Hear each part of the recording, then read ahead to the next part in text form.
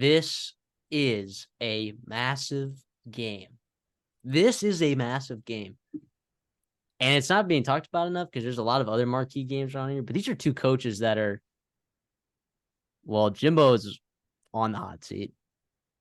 But His seat's warm. His seat's warm for sure. If something happens really bad again this year, I mean, the boosters are going to raise the money.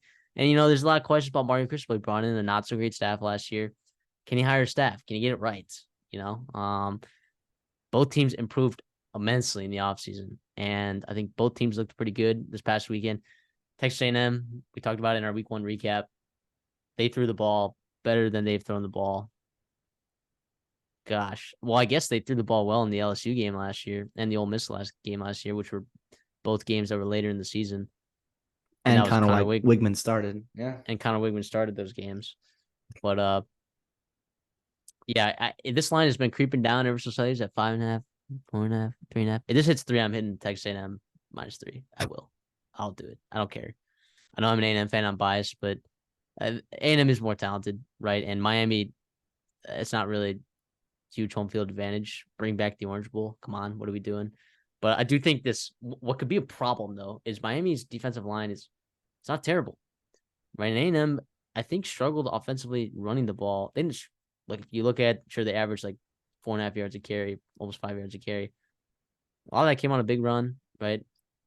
It didn't look like they were dominating, right? Now they're starting a true freshman at right tackle, but I get it that, you're not going to be able to throw the ball over the top of Miami like, you did last week, right? With, you got 2 potential NFL safeties for Miami covering deep, right? So I think Bobby Petrino's going to have to get creative. He's going to have to take advantage of matchups, which I'm excited for because that's absolutely his bread and butter. He does it all the time. I mean, he literally did it last week. I mean, he was unbelievable doing that. But yeah, so even at 3.5, right? It's not a play for me at 3.5, but if you were to tell me pick a team to win, pick a team to cover, I'm gonna go with my Aggies -3.5 at Miami. Yeah, I think I'm gonna go Aggies to win.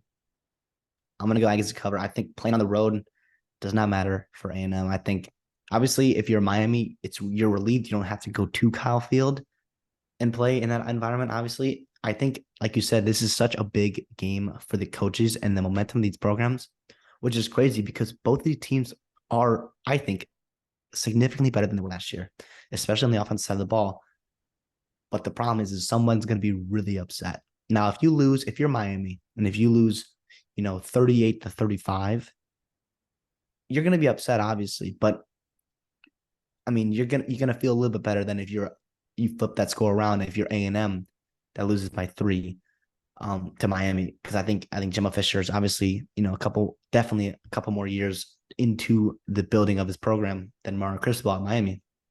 Another interesting thing is I'm glad you brought up those safeties, and I'm really high on Cam Kitchens and James Williams, obviously. And Lance Guidry, I think it's going to put him in good positions in terms of blitzing and giving Wigman different pre-snap and post-snap reads and changing the frame for him, is what they say. But I think, like you said, Bobby Petrino is going to take advantage of those safeties in terms of if you're Evan Stewart or Moose Muhammad or Noah Thomas or Anai Smith, any of those 4 guys, and if you're one-on-one with a safety and you're Wigman, you should have the green light to throw that ball every time and the confidence to throw that ball up there to those teams, to those players. I think A&M's skill positions this year with Bobby Petrino are going to really take advantage of them. If they can't run the ball, that's going to hurt them for sure. But I think they're going to be able to have chunk plays in the passing game, which has not been true in recent A&M teams, which is different about this year's team. And they got to stop the run, right?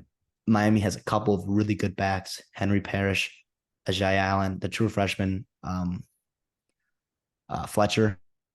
Fletcher, obviously, and Tyler Van Dyke, fine too. But you got to stop the run, which is not what you did last year at all in your season in the SEC. But hopefully another year with these freshman defense linemen becoming sophomores, Malik Jackson, back and healthy, and hopefully DJ Durkin finally learning how to run a defense for A&M. Hopefully that I'm taking A&M and the points. I think they're gonna win this game. I think A&M's a little bit more desperate than Miami is, and being disrespected. I think A&M feels that. Yeah, I also mentioned this on Texas Radio. Like, this is a linchpin game, right? If I see both sides of the offensive and defensive line like winning battles in the trenches, this Miami offensive line is probably going to be the second, maybe third best offensive line that we see all year.